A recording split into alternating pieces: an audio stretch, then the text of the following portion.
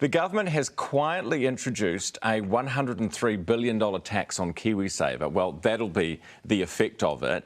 It'll hit retirement savings by thousands of dollars. National Party leader Christopher Luxon is with us to explain this morning. So basically what's going to happen is they're going to increase the amount of GST that is charged on fees that you pay on your KiwiSaver accounts. How did you first learn about this change? Well, we learned about it because there was a big tax bill that came into Parliament yesterday. But, you know, the big takeaway here is you've got a government that is utterly, totally addicted to spending. And so as a result, they've got to be obsessed with dreaming up new ideas to get more and more tax in the door.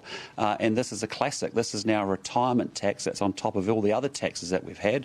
Income tax, a jobs tax, you know, a tenant tax, capital gains tax, ute tax, you know, fuel tax if you're living in Auckland. So, you know, it's just a government that is desperately spending and wasting money. And needing to raise more and more taxes. And this impacts working people. It's just a big disincentive to work in New Zealand as well. Have you done any calculations yet on how much this you estimate this will cost your average KiwiSaver?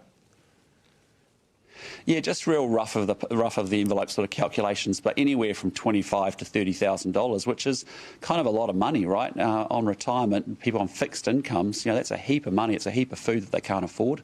A lot of other lifestyle stuff that they can't afford either. But again, it's a government addicted to spending, dreaming up new taxes because they're bad with money and they're coming after yours. We're going to get into why they have decided to do this in a second.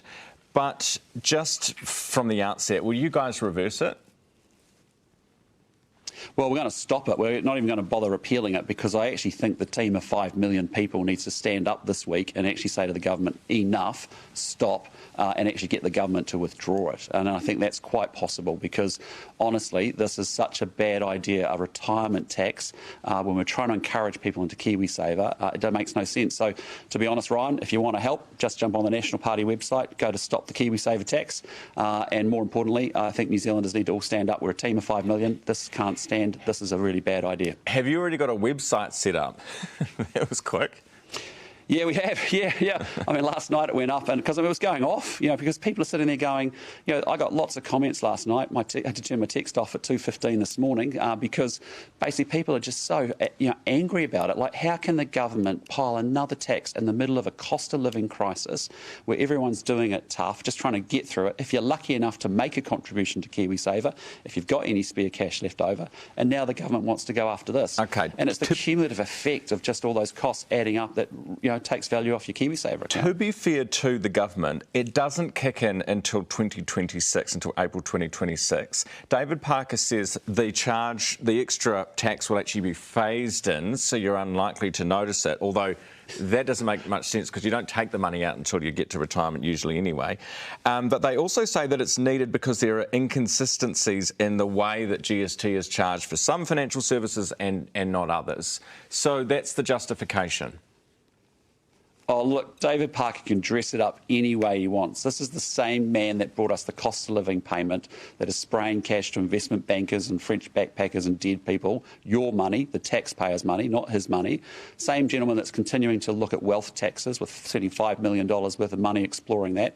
And now last night introduced a retirement tax. So he can say whatever he likes. The bottom line is it's a big tax and spend government, and it's spending money and wasting money and not getting outcomes. So the thing that confuses me as just your average Joe Bloggs who's thinking about my retirement a little bit is when it comes to residential investment properties, which a lot of people, mum and dad investors in New Zealand have gone to for retirement, the government has said, no, we're going to close some loopholes here, we're going to make that a little bit harder because we don't want you going over there. Now, on the other hand, I assumed we were supposed to go to places like KiwiSaver and the stock market and stuff, and we're getting slapped over here too, so I'm confused. Well, that's the point, right? I mean, the reality is, yes, 72% of landlords are actually just mum and dad investors with 1 or 2 investment properties trying to augment their retirement.